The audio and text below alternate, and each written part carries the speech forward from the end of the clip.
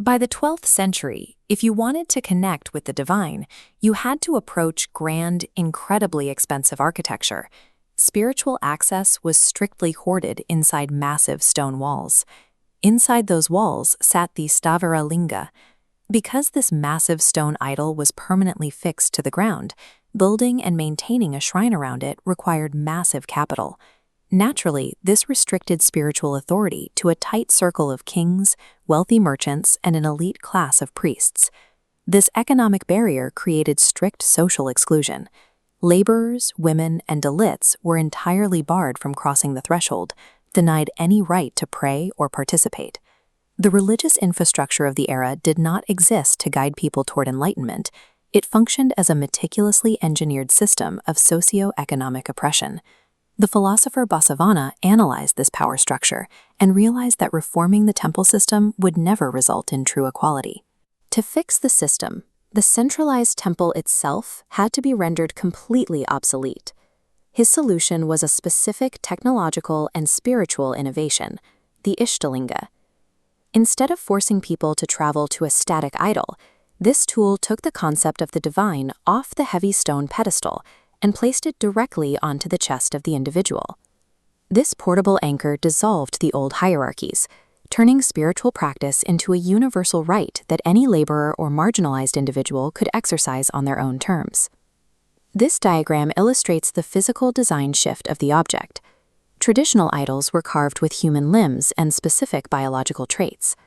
The Ishtalinga strips all of that away into a smooth, gender-neutral, perfect oval, representing the infinite expanse of the cosmos. The material engineering is highly specific. The stone is covered in a glossy black coating called kanthu, made from a precise mixture of resin, gum, and ash.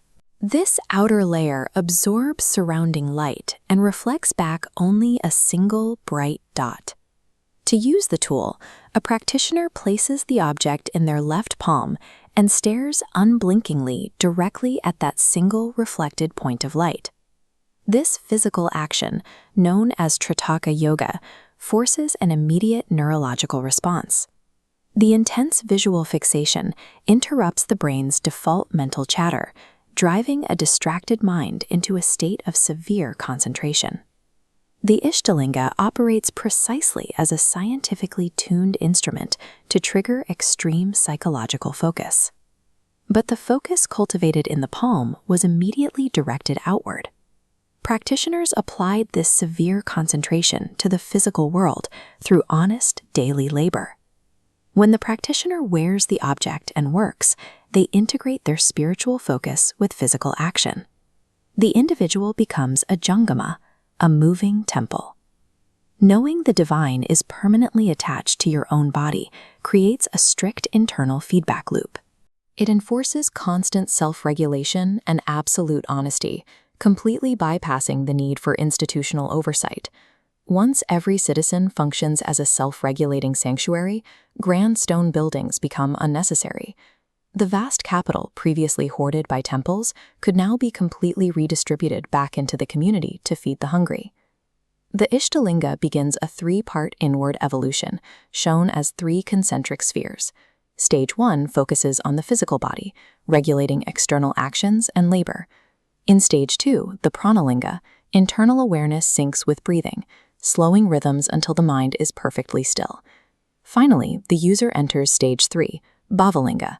All physical action and active thought dissolve, leaving behind a state of pure cosmic ecstasy.